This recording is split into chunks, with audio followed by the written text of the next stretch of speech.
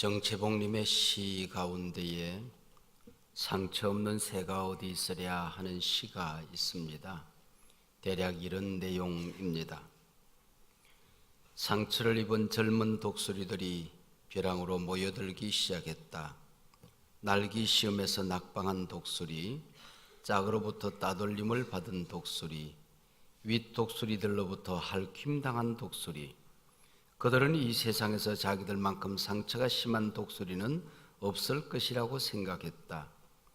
그들이 사는 것이 죽느니만 못하다는데 금방 의견이 일치했다. 이때 막루에서 파수를 보던 독수리 중에 영웅이 쏜살같이 내려와서 이들 앞에 섰다. 왜 자살하고자 하느냐? 괴로워서요. 차라리 죽어버리는 것이 낫겠어요. 영웅 독수리가 말했다. 나는 어떤가? 상처 하나 없을 것 같지. 그러나 이 몸을 봐라. 영웅 독수리가 날개를 펴자 여기저기 빗금친 상흔이 나타났다. 이건 날개 시험 때 솔가지에 찢겨 생긴 것이고 이건 윗 독수리들이 할퀴 자국이다. 그러나 이것은 겉에 드러난 상처에 불과하다. 마음의 빗금은 헤아릴 수도 없다.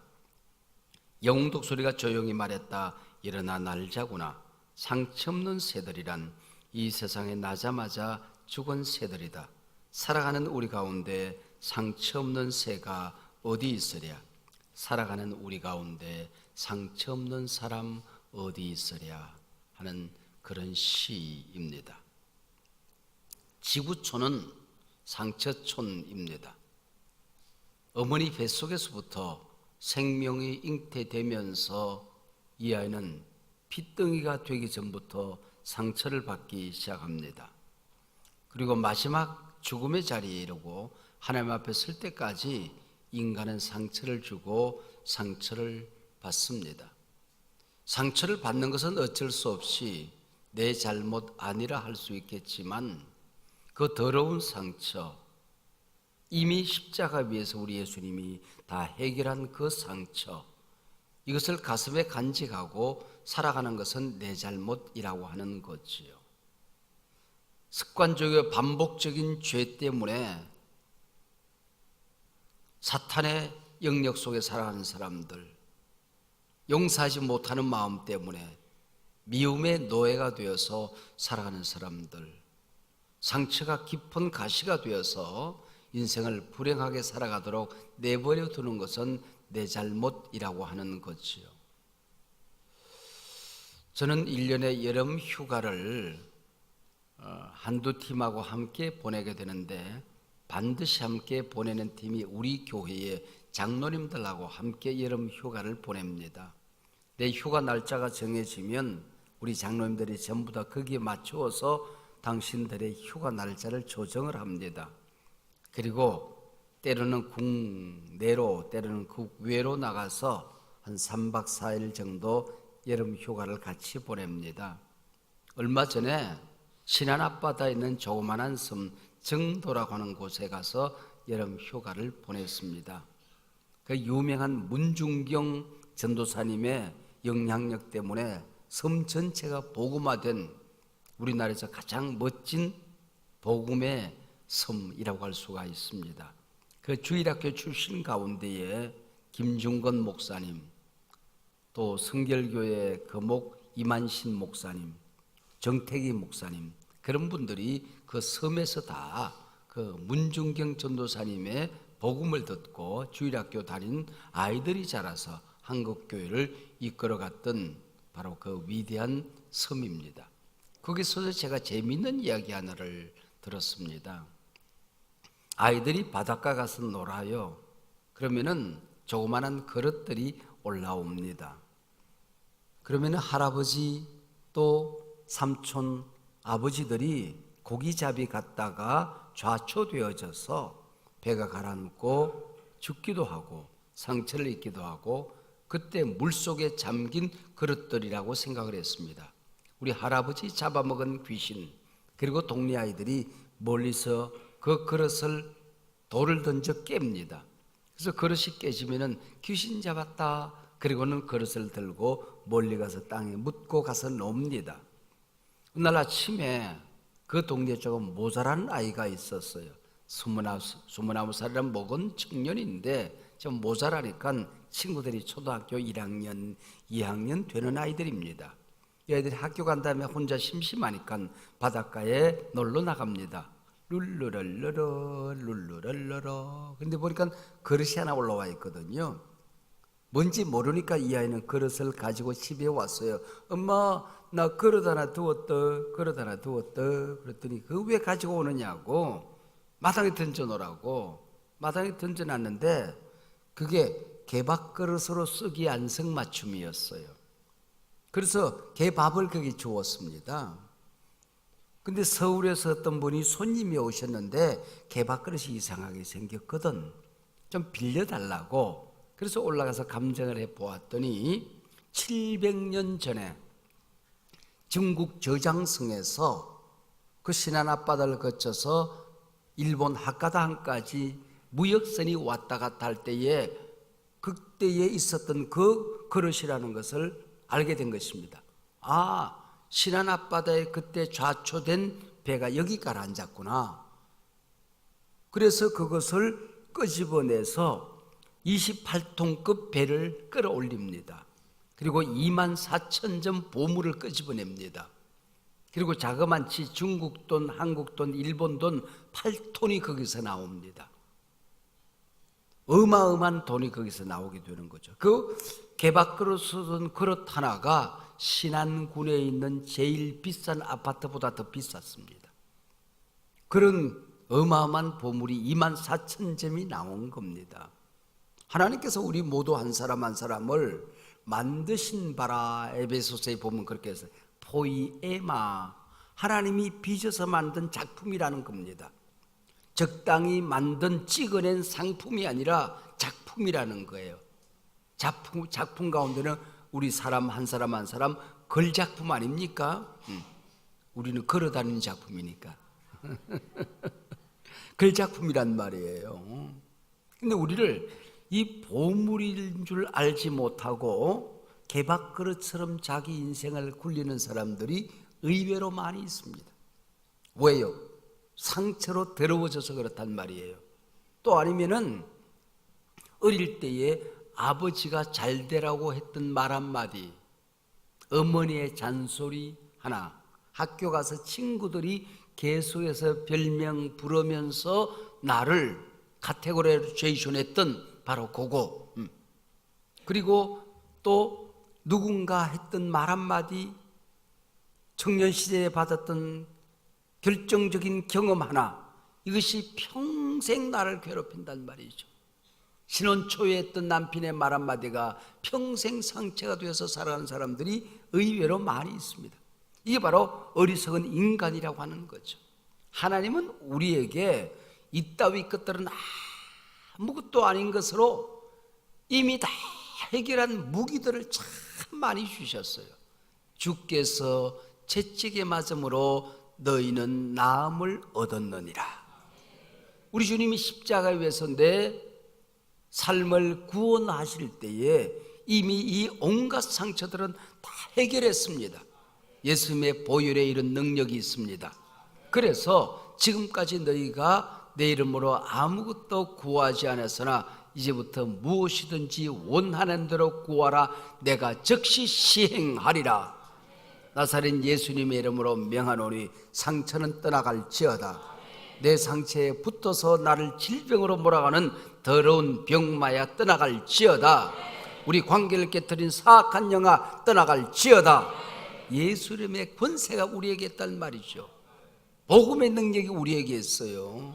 이 복음의 능력은 엄청난 거예요. 내가 복음을 부끄러워하지 아니한다. 이 얼마나 자랑스러운 능력입니까? 구원을 주시는 이 모든 것을 해결하는 능력이 됨이라 그랬습니다. 이 능력은 다이너마이트입니다. 핵폭탄이란 말이죠. 내 속에 있는 어떤 것도 부셔뜨리는 능력, 그게 바로 디나미스, 능력이 됨이라 그런 말입니다. 우리에게는 말씀의 권세가 있습니다. 좌우의 날선 금입니다. 어떤 상처도 도려내고 수술하는 말씀의 금이 있단 말이죠. 우리 속에 있는 뼈 속에 숨은 것까지 다 도려낸다고 말씀하고 있습니다. 여러분, 우리에게는 말씀의 능력이 있잖아요. 성령의 능력이 있잖아요. 우리에게 기도의 권세가 있잖아요. 영접하는 자 곧 그 이름을 믿는 자들에게는 하나님의 자녀가 되는 권세를 주셨느니라. 할렐루야. 이런 것들을 해결하는 권세가 우리에게 있단 말이에요. 근데 이것을 우리가 해결하지 못하고 사용하지 못하고 이걸 부지런히 갈고 닦아야 되거든요. 우리 삶 속에 부딪히는 온갖 문제를 말씀으로, 기도로, 복음의 능력으로, 성령의 권세로, 예수 이름으로, 십자가의 능력으로 이걸 부셔뜨리는 훈련을 우리가 해야 된단 말이에요. 이걸 하지 않기 때문에 우리가 온갖 시험 속에, 시련 속에 살아가게 되는 겁니다. 이런 권세가 우리에게 있단 말이에요. 바닷가에 조개 한 마리가 먹을 것을 찾아서 입을 벌리고 나섭니다. 다가닥 다가닥 다가닥 그러고 나타나요. 그러면 파도가 출렁하면서 파도 속에 모래알이, 눈에 보이지도 않는 모래알이 입을 벌린 조갯살에 가서 찰싹 붙어요. 그러면은 어떤 조개는 징징거려요. 그리고 늘 그것만 묵상을 해요. 그래가지고는 아파 나를 왜 공격하는 거야, 이건 뭐야 그런 사이에 골마요, 이게 조개가. 그리고 이것이 염증이 생기고 점점 더 깊어져요. 커져요. 번져가요. 전염이 돼요. 그래가지고는 이 조개살이 썩어요. 그럼 껍데기만 남거든요. 출렁출렁하면은 모래사장에 조개 껍질이 올라와요. 아이들 놀이개감이 되는 겁니다. 똑같은 조개인데 입을 벌려 다가닥 파도가 출렁 그러면서 박혀요. 근데 이 조개는 예수 믿는 조개인가 봐. 보혈의 피로 덮어요. 말씀으로 감싸요. 눈물의 기도로 덮어요. 수만 번 말씀으로 듣고, 성령으로 듣고, 기도로 듣고, 은혜로 듣고 덮는 사이에 진주조개가 되었대요. 똑같은 조개잖아요. 똑같이 상처받았어요. 근데 상처가 보물이 된 사람들, 실패가 보물이 된 사람들, 상처가 사명이 된 사람들이 얼마나 많은지 모릅니다. 폐인이 개인 유익이 된 사람들이 얼마나 많이 있습니까, 여러분? 우리 주변에 그런 사람들이 얼마든지 있거든요. 어린 시절에 고생하며 살았던 게 영향력을 발휘해서 시대를 이끌어가는 사람들이 얼마나 많이 있습니까? 여러분, 하나님께서는 우리에게 이런 복을 우리에게 주신 것이거든요. 그런데 우리에게 수많은 가시들이, 상처들이 우리 속에 뿌리를 내리고 있다. 쓴뿌리가 돼서 뿌리를 내리고 있어요. 근데 이걸 다 제거하려고 하면은 이미 잊어버린 게 많이 있어. 근데 피 속에, 살 속에, 뼈 속에, 삶 속에, 언어 속에, 인격 속에, 얼굴 속에 다 남아있어요. 다 남아있어요. 근데 이걸 다 해결할 수는 없잖아요. 근데 어떻게 상처 치료하기 위해서는 어떻게 하는 거 아니? 대장 상처가 있다? 이 대장 상처 큰 뿌리 하나가 뿌리 받고 있어. 쓴뿌리 하나가. 이걸 십자가의 능력으로, 보혈의 능력으로 잘라놓고 나면은 다른 그 잔 뿌리들은, 그게 잔쓴 뿌리들은 그게 붙어 있기 때문에 이게 다 순간적으로 사라지게 되는 것입니다. 대장 상처, 골리앗 상처거든요. 골리앗 상처. 그 김도환이라는 영화에 보면은 김도환이가 그 깡패들이 함께 다 엉겨붙어 싸우지를 않아요. 이쪽에 있는 그 졸개들, 이쪽에 있는 졸개들을 응원만 해. 그리고 그 싸움터에 나갈 때는 김도환이 혼자 나갑니다. 그래서 용산에 있는 오야붕하고 붙어요. 그래서 김도환이가 이기니까 용산 나하바리가 내게 되는 거야. 서대문에 오야붕하고 싸운다? 그래가지고는 또 이겨. 그럼 서대문 나하바리가 김도환이게 되는 거야. 이 종로에 이 김도환이가 서울시 전역을 다 휩쓸게 되잖아요. 이거 대장 상처거든요. 오늘 본문에 똑같은 얘기가 나오는 거예요. 똑같은 얘기가 나와요. 이 블레셋이란 나라가 나오는데 참 재밌는 나라입니다. 오늘 우리는 골리앗이라는 것을 알고 있어. 앞에 나왔으니까. 근데 오늘 읽은 이 긴 본문 속에는 골리앗이라는 이름이 안 나와요. 블레셋 사람 그렇게 되어 있어요. 왜 그렇게 불렀을까요? 이스라엘의 깊은 상처가 블레셋 상처가 있었던 거죠. 그 대장이 골리앗이 블레셋 전체를 무찌를 수는 없었습니다. 근데 대장 골리앗 하나를 무찌르고 나니까 혼비백산 이 온갖 것들이 도망가는 일이 일어나게 된 것입니다. 아브라함 때는 보면은 블레셋이라는 나라와 이 이스라엘 나라가 친하게 잘 지냈어요. 친구처럼 잘 지냈어요. 오히려 아브라함을 도와주는 역할을 감당했던 게 블레셋이라는 나라입니다. 근데 블레셋이라는 나라가 점점 커지는 거예요. 그러니까 살 길이 없으니까 이 블레셋이라는 나라가 어디로 나가는 거 아니? 에게해라고 하는 터키 주변에 있는 그 바닷가로 나가요. 해양 민족이 되는 겁니다. 바닷사람이 되는 거예요. 그래서 나라는 커졌죠. 먹고 살 것은 없죠. 그래서 이웃 나라가 농사를 짓고 나면 약탈해요. 전쟁을 일으켜요. 이게 블레셋이라는 나라입니다. 해적대들입니다. 여기 보면은 자기 신들의 이름으로 저주했다. 그런데 이 신들이 어떤 신이고 하니 다곤 신이에요. 다곤 신은 인어와 같은 신인데 그게 바다 신이니까 하체는 물고기예요.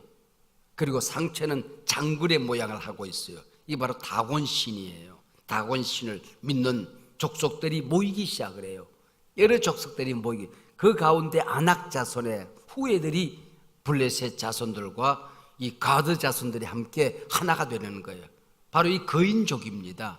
마지막 지구촌에 남은 거인족, 이 아낙 자손의 후예가 블레셋과 합쳐서 블레셋이라는 나라가 되는 거예요. 그리고 전쟁을 해야 되니까 이 나라는 철기 문화가 굉장히 발달되었습니다. 그 당시 주변에 중동에 많은 나라가 있었지만은 철공소가 있는 나라는 블레셋이란 나라입니다. 성경에 보면은 이스라엘 사람들이 농사를 짓다가 농기계를 사기 위해서 블레셋 철공소로 갔다 하는 말이 있어요. 블레셋으로 갔던 것입니다. 깔쿠리 사기 위해서, 사업을 사기 위해서, 험이 사기 위해서는 이스라엘은 철공소가 없었어요. 그래서 블레셋에 가서 농기계를 사요. 그리고는 칼도 좀 샀으면 좋겠다 그러고 사신을 보내요. 블레셋으로. 그랬더니 칼 2자루 팔아요. 창도 2자루밖에 안 팔아요. 그 성경에 보면은 칼과 창이 사울 임금과 요나단 왕자에게만 있었다는 말이 나옵니다.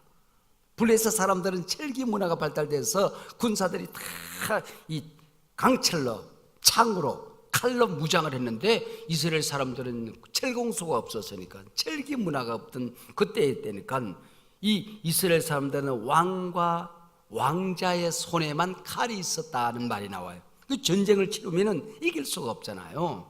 근데 전쟁을 치르면 이스라엘이 이기는 거야. 왜? 너무 약하니까 하나님이 도와주는 겁니다. 이스라엘이 이기는 방법은 하나님이 도와주는 방법밖에 없던 겁니다. 그래서 마차를 끌고 오면은 마차가 진흙 더미 속을 지나갈 때쯤 되면 폭우를 쏟아버려요. 그리고 진흙에 빠져서 허우적거릴 때 가서 쳐버리는 겁니다. 그리고 우박을 내려가지고는 하나님이 직접 블레셋 사람들을 쫓아버리는 겁니다. 이 방법 외에는 이길 방법이 없는 거예요. 그래서 이 사람들이 꾀를 쓰는 겁니다. 이 블레셋이란 나라에서 최고 장수 경연대회가 일어나요. 그래서 이 경연대회에서 1등한 장수가 블레셋의 대장 바로 골리앗이라는 장수입니다. 아낙 자손의 후예예요. 키가 3m입니다. 키가 딱 3m예요. 3m. 무장을 했는데 머리끝부터 발끝까지 그 무장한 무게가 70kg입니다. 얼마나 힘이 센 사람. 입은 옷이 70kg, 손에 들어가는 무기까지 합쳐서 딱 70kg가 나옵니다. 그만큼 어마어마한 무기로 무장을 한 사람이에요. 근데 보면은 투구를 쓰고 있어요. 투구를 쓰고 있어요. 그리고 갑옷을 입었는데 강철 조각을 잘라요. 그걸 잘라서 이렇게 이어요. 이게 비늘 갑옷이에요. 비늘 갑옷을 입었어요. 창은 배틀채처럼 이게 천장에 닿을 만큼 긴 창을 가지고 있어요. 이걸 휙 돌리면은 이 긴 창을, 우린 들지도 못하는 창을 이 친구는 그냥 젓가락 돌리듯이 돌리는 거야. 돌리는 거야. 그리고 몸에는 단창을 꽂았어요. 단칼을 꽂은 겁니다. 그리고 오면은 뽑아서 이걸 던지는데 명수예요. 이길 수가 없잖아요. 그리고는 대장끼리 싸우자는 겁니다. 응겨부터 싸워서 이 군사들 어렵게 하지 말자. 너희들 가운데 대장 하나가 있으면 나와라. 너희들이 나를 무찌르면 우리가 너희들의 종이 되겠다. 그러나 너희 장수가 나를 이기지 못하면 너희들이 종이 되어서 우리를 섬기게 되겠다. 그리고 이 해양 민족이 그 팔레스타인 지역, 중동 지역을 자기들이 다 먹어버리겠다, 그 얘기거든요. 이거는 굉장히 중요한 싸움입니다. 이 싸움에서 이기지 못하면은 이거는 큰일 나는 거예요. 그래서 자그만치, 그리고 이 공격해 오기를 기다리고 있는 겁니다. 굴짝이 올 때쯤 하나님이 역사하실 거야. 어떻게 하든지 돌을 굴리든지 할 거야 하고 버티는 시간이 40일 동안 버티고 있는 겁니다. 그때 나타나는 소년이 바로 다윗이라는 소년이에요. 보세요. 다윗은 이게 양을 치는 소년인데, 양을 치려고 하면 이 사막지대에서 가끔 맹수가 나타나거든요. 근데 이 맹수를 무찌르기 위해서 여러분 골리앗과 싸우면서 이 물매를 어쩌다가 던졌더니 물매질도 못하는 놈이 어쩌다 던졌더니 명중했다, 이런 거 없습니다. 여러분, 우리는 생각할 때 주의 삼창하고 이 다윗이 가서 돌팔매질 했다, 그렇게 생각하는데 그게 아니에요. 여러분, 이 성경에 보면은 얼마나 명수였던지, 심지어는 사자가 나타나도, 검이 나타나도 물매로 사자를 맞춰요. 그럼 피를 흘리고 어르렁거리고 쓰러져 있어요. 하고 있을 때 가서 다윗이 가서 수염을 붙들고 사자를 찢어주겠다고 그래요. 물매를 던져서 곰을 가서 몇 개 맞춥니다. 그럼 그 큰 곰이 그 물매에 맞아서 쓰러져 있어요.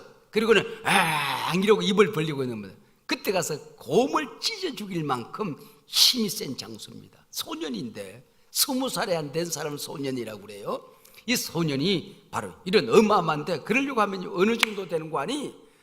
양이 풀을 뜯을 때에 수년 동안 형들은 전쟁터에 다 끌려갔어요. 왜? 계속 공격에 오니까 형들은 전쟁터, 군인이 나라를 지키기 위해서 끌려간 거예요. 양을 지키는 것은 막둥이 다윗입니다. 그때에 돌팔매 연습을 얼마나 많이 했던지 손에 굳은 살이 배기고 손껍질이 벗겨지고 손가락이 찢어지고 수도 없는 연습을 해서 명사수가 되어 있었던 거예요. 이 사람을 하나님이 썼다고 하는 겁니다. 이 경건의 훈련을 얘기하는 거예요. 어느 날 우리 속에 문제가 생겼는데 주의 삼창하고 갔더니 문제가 해결돼, 이런 게 아니라고 하는 것입니다. 하나님하고 매일같이 경건의 연습을 했던 이 다윗이 골리앗을 무찌르게 되는 겁니다. 그리고 다윗이 양들이 잠을 자야 되겠는데, 이게 하루 종일 피곤했던 양들이 잠이 안 들어요. 근데 이것을 하프를 연주하는 겁니다. 누가 선생님이 개인 레슨을 하는 것도 아니에요. 응? 그 당시 하프 학원이 있었던 것도 아닙니다. 혼자서 연습을 하는 거예요. 소리가 납니까? 근데 그걸 가지고 얼마나 찬양을 많이 했던지, 다윗이 찬양을 하면 그 자리에 성령이 임하게 되고, 그 찬양 소리를 들을 때에 귀신이 떠나게 되는 겁니다. 병든 자가 낫게 되는 겁니다. 양이 잠이 들게 되는 것입니다. 성령의 강력한 임재가 나타나는 하프 연주를 했던 거예요. 여러분 이걸 우리가 기억해야 돼요. 찬양을 많이 하면서 찬양 속에 성령의 임재에 젖어 살기 때문에 임금이 귀신 들렸을 때 임금을 고치는 의사가 되는 게 다윗이잖아요. 이 소년이 지금 나타난 겁니다. 여러분들, 이만큼 자기 준비, 말씀의 훈련, 기도의 훈련, 난관을 뚫는 기도의 능력, 믿음의 강력한 군사가 되었던 것입니다. 여러분, 사자를 찢어 죽였던, 곰을 찢어 죽였던 이 노하우와 훈련이 쌓이고 쌓여져서 골리앗을 무찌르게 되거든요. 이때 대장이 대장 상처 골리앗이거든요. 그리고 이 블레셋, 철천지 원수, 블레셋 사람, 오늘 본문에 반복적으로 등장하는 말이 블레셋이죠. 이스라엘 민족의 깊은 상처를 주었던, 결정적인 아픔을 주었던 블레셋을 지금 무찌르고 있는 겁니다. 근데 그것만 가지고는 안 되는 거예요. 그래서 한번 싸워봐라. 임금의 갑옷을 입힙니다. 임금이 가지고 있는 한 자루 창을 그에게 맡깁니다. 칼을 줍니다. 근데 익숙치 않았다는 겁니다. 여러분, 이게 만약에 익숙했으면 큰일 나는 거예요. 어떻게 됐을까요? 이게 가까이 가서 싸우면은 이길 수가 없잖아요. 상처 속에 빠져서는 상처를 이길 수가 없는 거예요. 문제 속에 빠져서는 문제를 이길 수가 없는 겁니다. 근데 이길 수 있는 방법이 뭐예요? 멀리서 좀 떨어져 있을 때는 창이 소용이 없잖아요. 칼이 소용이 없는 거예요. 그때 사용하는 무기가 돌팔매라고 하는 거예요. 물맷돌이라고 하는 겁니다, 여러분.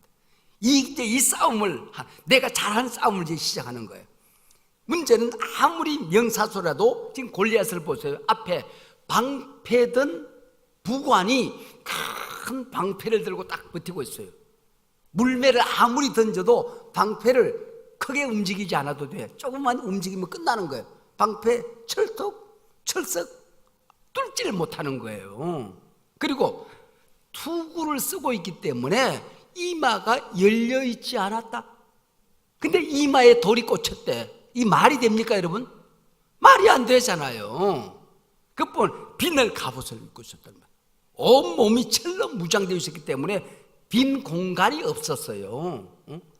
눈만 빠끔히 나와 있는 겁니다. 오른쪽 눈깔에 맞았다 그러면 이해가 돼요. 그런데 이마에 맞았다. 이마가 드러나 있지를 않았어요. 근데 어떻게 이마에 맞았을까요? 우리 성경을 아무리 우리 주석을 찾아도 거기에 해석이 없어요. 히브리 라피 주석에 보면 그렇게 되어 있습니다. 그래서 가까이 가서 봤더니 여자아이처럼 예쁘장하게 생긴 소년이 걸어오거든. 그게 보면 예쁘장하게 여자아이처럼 생긴 소년이라고 묘사하고 있어요. 용모가 붉고 아름다웠다. 아마 금발을 한 소녀처럼 보였을지도 몰라요. 야, 이놈아, 네가 내가 동네 강한 새끼로 보이냐? 내가 너를 공중에 휙 집어던져 독수리 밥이 되게 해주겠다. 그리고는 다곤신의 이름을 빌려서 저주를 합니다. 그때 다윗이 뭐라고 그래요? 너는 다곤신의 이름으로 내게 나오지만은 나는 만군의 여호와의 이름으로 너에게 나아간다. 전쟁은 여호와께 속한 것이다. 여러분, 이게 보면은 신명기 20장에 나오는 전쟁의 원리와 딱 맞아떨어지는 얘기입니다. 하나님의 백성들이 이기려고 하면은 이렇게 해야 된다. 만군의 여호와의 이름으로 나가야 된다. 전쟁은 여호와께 속한 것이다. 하나님 앞에 네가 바로 서야 된다. 여러분, 이게 전쟁 원리거든요. 그게 무슨 얘기일까요? 다윗이 광야에서 하나님의 말씀을 많이 묵상하고 외웠던 거예요. 다윗이 머릿속에 지어내서 한 얘기가 아니에요. 성경에 나오는 얘기를 그대로 성경 암송을 하고 있는 겁니다. 지금 얼마나 기가 막힌 얘기입니까? 그리고 뭐라고 그러냐?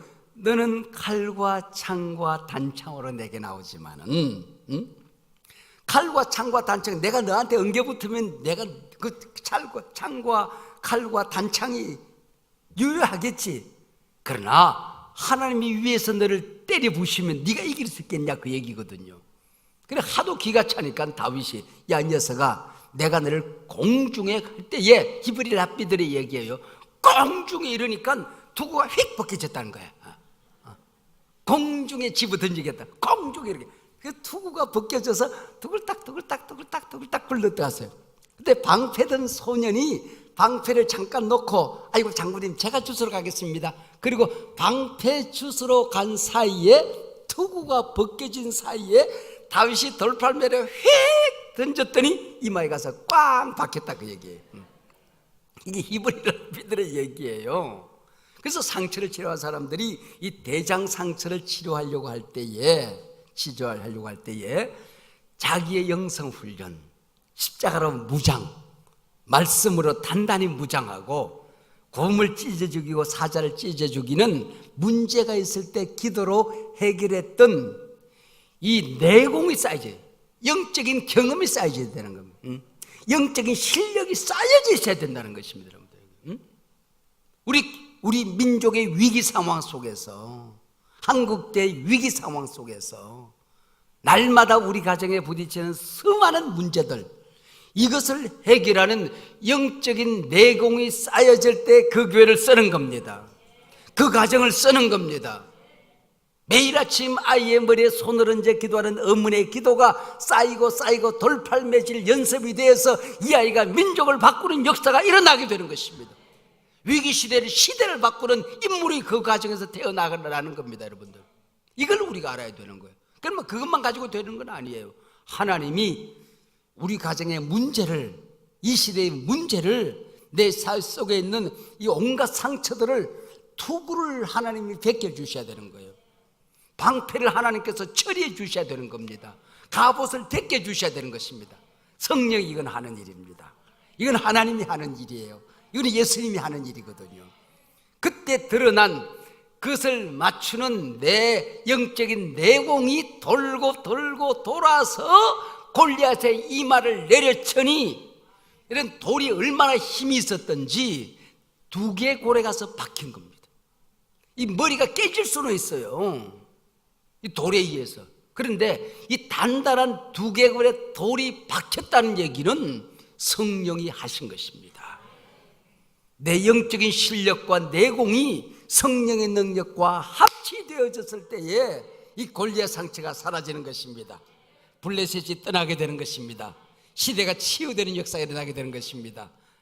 여러분들, 교회에 부흥의 불이 타오르게 되는 것입니다. 안 되는 일이 되는 겁니다. 닫힌 문이 열려지는 것입니다.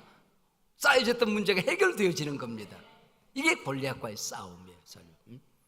근데 여러분, 내 속에는 아버지에게 들었던 이 상처들 같은 것, 여러분, 상처는 가까이에서 오잖아요. 먼저서 오잖아요.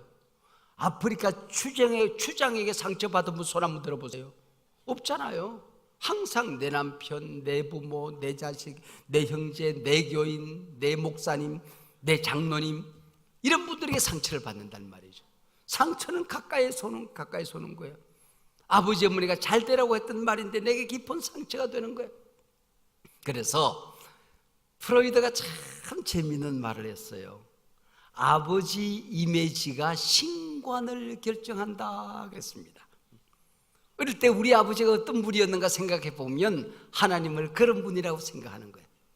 우리 아버지가 무력한 사람이면 하나님도 무력한 사람이라고 생각하는 거예요. 아버지가 무서운 아버지면 우리 아버지도 무서운 아버지라고 생각하는 거예요. 우리 아버지가 늘 비교하는 아버지였다고 한다면 교회 와서도 누가 더 나를 사랑하나 비교해서 사랑하는 하나님이라고 생각한다는 거예요. 어떤 사람이 백악관의 링컨이라는 책을 읽었대. 그래서 감동을 받았디야. 그래가지고 자기 자녀를 꾸중을 하는데 항상 링컨을 가지고 꾸중하는 거야. 야 이놈아, 링컨은 너만 할 때 이놈아, 야 이놈아, 링컨은 너만 할 때 성경을 읽기를 이놈아, 링컨은 너만 할 때 이놈아, 집안일을 돕기를 이놈아, 이거 맨날 꾸중하는 거야. 아이가 듣다가 어느 날 그렇게 얘기하랍니다. 아빠, 링컨은 아빠만 할 때 대통령 했는데요. 비교하는 하나님으로 비교하는 하나님을 생각하는 거예요. 여러분, 우리가 아빠가 어린아이가 집에서 태어나요. 응애 태어났을 때에 얘가 헷갈리기 시작해요. 유치원 다닐 때쯤 되면은 하늘에 계신 그 분도 아버지래요. 우리 집에 있는 그분도 아버지래요. 얘가 헷갈리는 거예요. 하나님하고 이름이 똑같은 존재는 아빠밖에 없는 겁니다, 여러분. 아버지잖아요. 이 아이가 아버지가 하나님이라는 생각을 어릴 때 하게 되는 거예요. 아이가 동전을 가지고 놀다가 꿀꺽 삼켰대요. 그러니까 아이가 죽는다고 소리를 질러요. 근데 어른들은 걱정 안 해. 내일 아침 되면 나오니까. 근데 이 아이는 설명이 안 통하는 겁니다. 나 죽어. 아빠가 봐가지고는 왜 저래? 제가 50원짜리 동전을 가지고 놀다가 삼키가 저렇게 죽는다고 소리를 질러요. 50원짜리 동전 하나 달라고.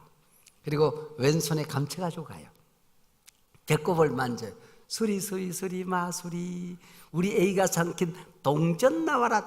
야, 끄집어내. 아이는 눈이 느리니까 요렇게도 안 보여. 그리고 배꼽에서 아빠가 동전을 끄집어내요. 아이가 너무 신기하잖아요. 그래가지고는 눈물이 그렁그렁 그냥 눈물 닭똥처럼 굴러내리다가 아빠 손에는 동전을 보고 너무 신비한 거야. 그래서 그 동전을 뺏어가 또 꿀꺽 삼켜. 아빠 또 해봐. 아빠 또 해봐.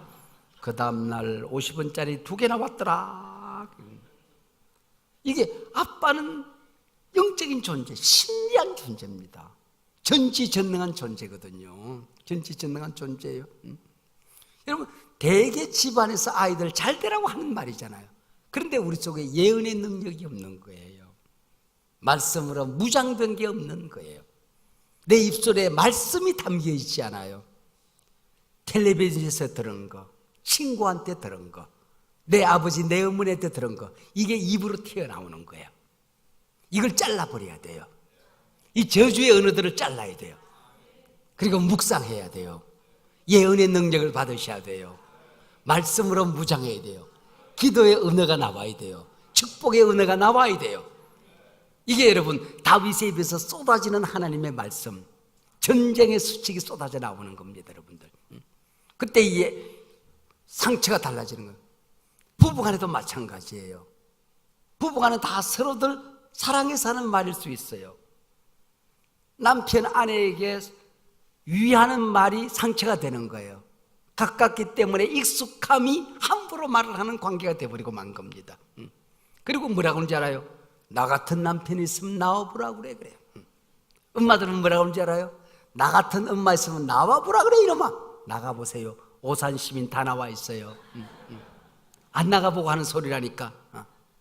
잘 되라고 하는 말인데 아이에게는 깊은 상처가 되는 것입니다. 여러분, 그러기 위해서 우리는 내 속에 있는 내게 상처를 주었던 사람을 용서해야 되고, 돌아가신 아버지 어머니도 용서해야 됩니다. 내 아버지 내 어머니 다 돌아가셨지만 그분의 영향력은 내 피 속에 뼈 속에 살아있잖아요. 그분이 했던 기도도 살아있고, 그분이 했던 말도 살아있고, 심지어는 그분의 웃음, 그분의 걸음걸이, 밥 먹는 습관, 모든 것들이 내 속에 다 살아있어요. 부정적인 영향이 있으면 용서하셔야 돼요. 한번 따라하시기 바랍니다. 내 아버지를, 내 선생님을, 내 어머니를, 내 목사님을, 내 사장님을 용서합니다. 용서해야 돼요. 용서해야 돼요. 그리고 상처받은 나 자신을 달래줘야 됩니다. 여러분, 상처는 꽃으로 때려도 아픈 거예요. 기름으로 만져도 아픈 게 상처라고 하는 겁니다. 상처는 빨리 덮고 치료해야지 그걸 자꾸 묵상하거나 그걸 자꾸 되새김질해서는 견딜 수가 없는 겁니다. 점점 커져서 조갯살이 다 썩어 들어가듯이 하나님이 내 속에 주셨던 비전이 다 썩어 들어가는 거예요. 저는 우리 아버지가 6.25 때에 인천 상륙작전에 해병대로 출전을 하셨다가 적탄에 맞아서 병원에 계시는 동안에 제가 태어나고 우리 아버지는 곧 세상을 떠나게 돼요. 저는 아버지 얼굴을 잘 생각이 잘 안 나요. 그러니까 아버지가 없는 상처가 내 속에 있었어요. 그리고 아버지가 병원에 계시다가 돌아가셨기 때문에 우리 집에 있는 논, 집, 산들 다 팔아잡수. 그때는 원호 정책이 별로 없었어요. 전쟁 후니까 우리 집에 모든 살림살이 다 팔아 혼자 잡수시고, 어머니와 나는 빚더미에 깔려 죽을 만큼 빚을 많이 지고 살았어요. 그러니까 초등학교를 졸업하고 중학교를 갈 수가 없었어요. 남의 집 머슴살이로 내 인생은 출발을 했어요. 초등학교 1학년, 2학년 아이가 어머니가 들에 가서 일을 하면은 어머니가 늦게 오니까, 어머니가 행상을 하셨으니까 집에서 보리밥을 지어놓고 어머니가 오기를 기다렸어요. 그리고 점심 한 끼를 먹기 위해서는 어머니는 밖에 가서 일을 하셔야 되니까 안 오시니까 남의 집에 소를 먹여줘요. 그래야 저녁 한 끼를 먹는 거예요. 그러면서 살았어요. 근데 아버지 상처가 깊이 있는 거예요. 결정적인 일이 있었어요. 초등학교 1학년, 2학년 운동회 때였어요. 운동회를 하는데 어떤 게임을 하는 거 하니 아이들이 달려가요. 그리고 운동장 한 30m쯤 달려가면은 노란 봉투가 하나 나와요.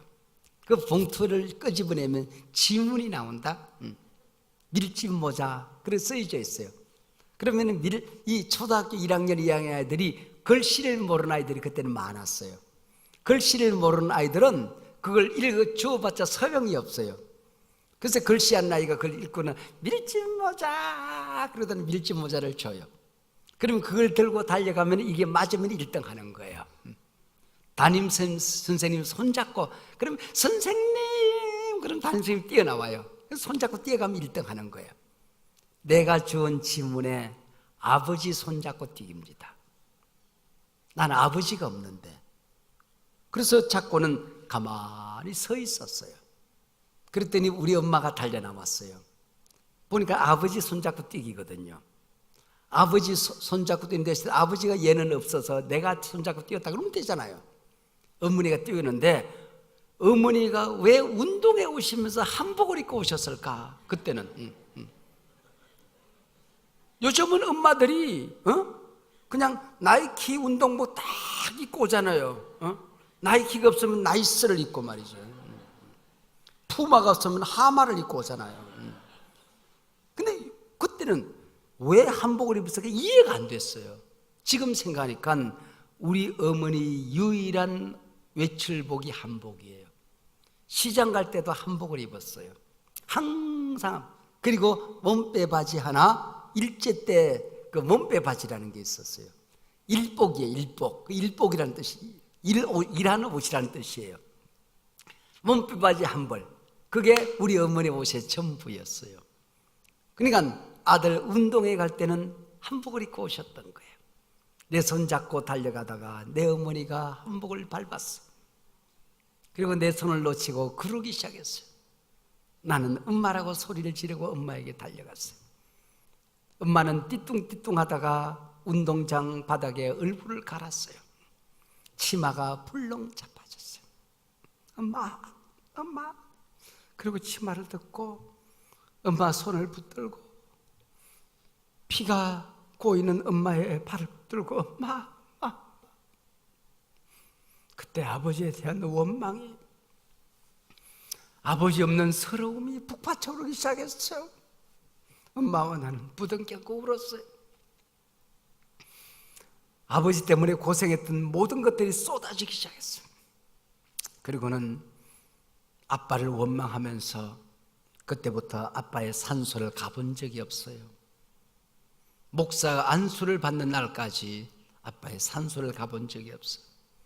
아빠 산소를 가면 내가 내 손으로 손톱으로 아빠의 무덤을 파헤치고 싶었어요. 얼마나 힘들고 고생했던지, 얼마나 어려웠던지. 그리고 제가 아빠의 무덤을 안 가고 있었는데 어느 날 목사가 되어서 마흔이 넘어가고 있을 때쯤이었습니다. 지금부터 20수년 전 일이죠. 제가 아버지 마음에 대해서 우리 교회를 가르쳐야 될 필요가 있었어요. 그래서 책을 읽고 기도를 하고 성경을 읽고 아버지 마음을 가르치다가 어느 날 잠이 들었어요. 인도네시아의 에딜레오가 와서 아발로브 교회 목사입니다. 와서 아버지 마음을 가르치고 책을 주고 갔어요. 그래서 그 책을 읽곤 했습니다. 에딜레오가 아버지 마음을 가르칠 때 우리 아버지에 대한 생각이 꽉 쌓여져서 얼마나 울었던지 몰라요. 그러다가 책을 읽다가 잠이 들었어요. 잠이 들었는지 꿈을 꾸었는지 뭘 모르는지 모르겠어요. 아버지가 돌아가시는 장면을 제가 지켰거든요. 엄마는 들에 가서 일을 하시고 산에 가서 일을 하시고 저녁이 되면 행상을 하셨는데 아빠가 총이 오른쪽 옆구리로 뚫고 나가서 왼쪽으로 뚫고 나갔어요. 요즘 같으면 허리가 끊어졌죠. 근데 그때 땅콩총이니까 창자가 상한 거예요. 적당히 붙여놨는데 그게 그때 의술상 계속 고름이 나오는 거예요. 우리 어머니가 들에 갔다가 오면 손 닦고 소금으로 양치하고 옆구리에 있는 아버지의 고름을 입으로 빨아야 아버지가 그날 밤 잠을 주무시는 거예요. 그리고 어머니가 치료를 했어요. 그런데 아빠가 냄새가 나니까 우리랑 같이 못 살아요. 조그마한 방에 혼자 사셨어요. 꼬마 녀석이 마당 가운데서 돌멩이로 돌을 세워놓고 돌을 맞춰요. 목자놀이라고 그랬어요. 목자놀이 하고 있었어요. 근데 아빠의 문이 덜커덕 열렸어요. 덜커덕 열렸어요. 그러더니 가시처럼 마른 손으로 나를 불러요. 숨을 몰아쉬면서 내 이름을 불렀어요. 그래서 내가 아빠에게 가면서 아빠 왜 그래?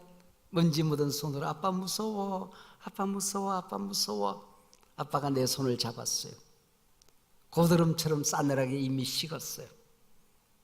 어린 꼬마지만 이게 사람이 죽는 거구나 하는 걸 알겠더라고요. 아빠 죽지 마, 아빠 죽지 마, 아빠 무서워. 근데 아빠는 계속해서 100번도 더 어떡하니 어떡하니 어떡하니, 불쌍한 너 두고 내가 죽어서 어떡하니, 불쌍한 우리 아들 두고 내 죽어서 어떡하니, 착한 너희 엄마 두고 내가 죽어서 어떡하니, 어떡하니를 100번도 더 하는 것 같았어. 그러다가 손이 탁탁 떨어졌어. 너무 무서워서 밖으로 뛰쳐나왔어. 동리 사람들아, 동리 사람들아, 우리 아빠 죽었다, 우리 아빠 죽었다. 옆집에 사는 할머니가 달려와서 보더니 아빠가 죽었어요. 너희 엄마 어디 갔냐? 너희 엄마 어디 갔냐? 다 같이 물어서 땅굴에 일하러 갔어요.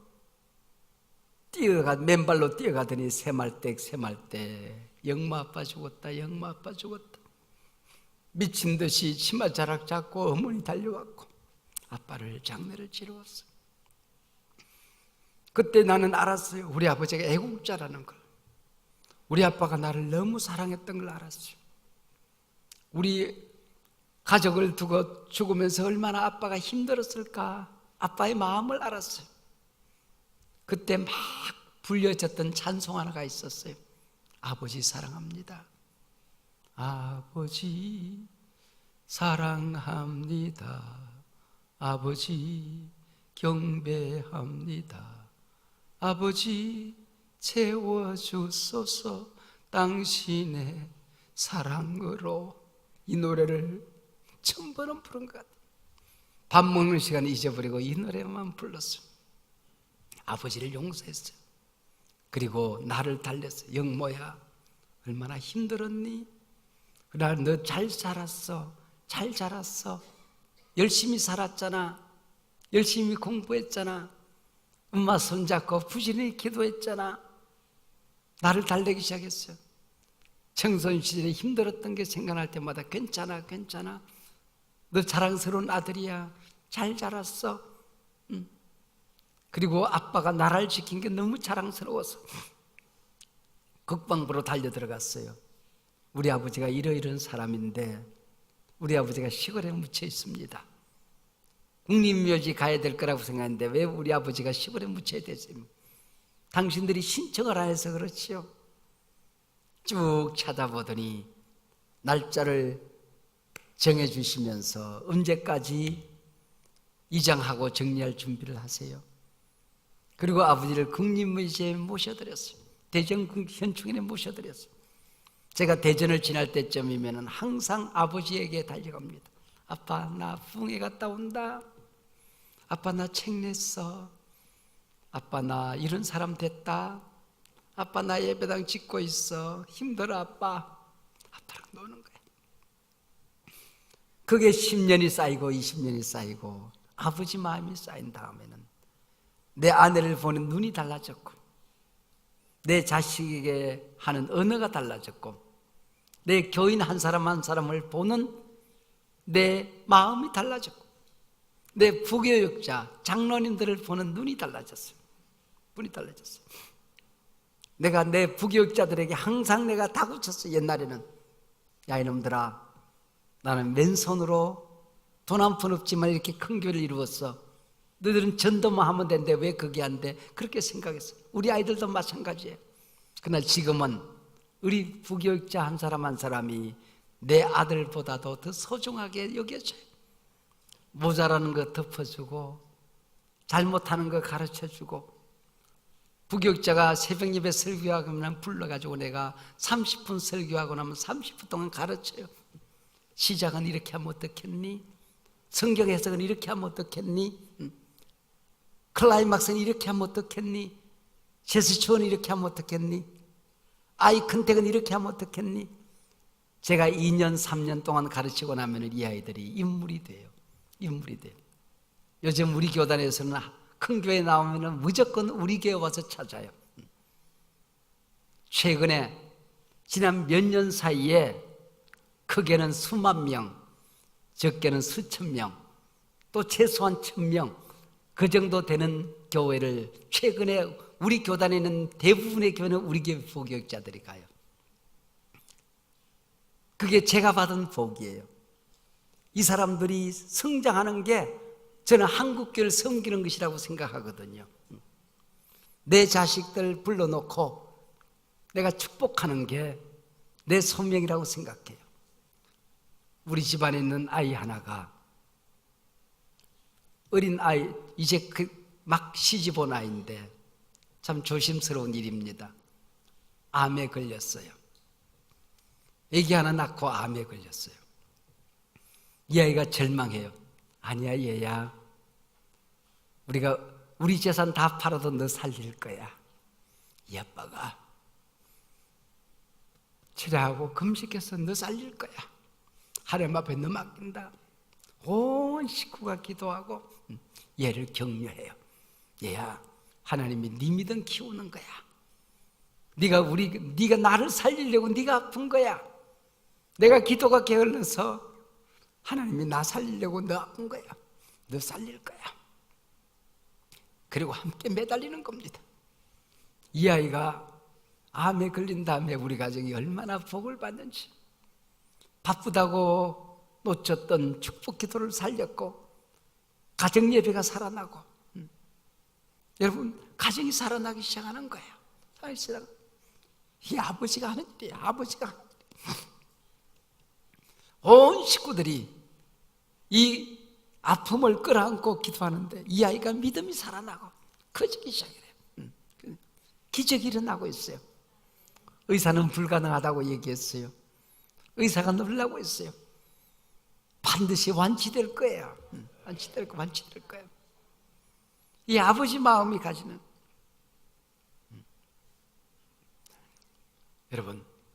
여러분 속에 있는 아버지 마음에 상처가 있을 수가 있잖아요. 이 시간에 아버지 마음 회복되면, 아버지 상처 치료되면은 가정이 달라지고, 교회가 달라지고, 목회가 달라지고, 기도가 달라집니다. 기도하시겠습니다.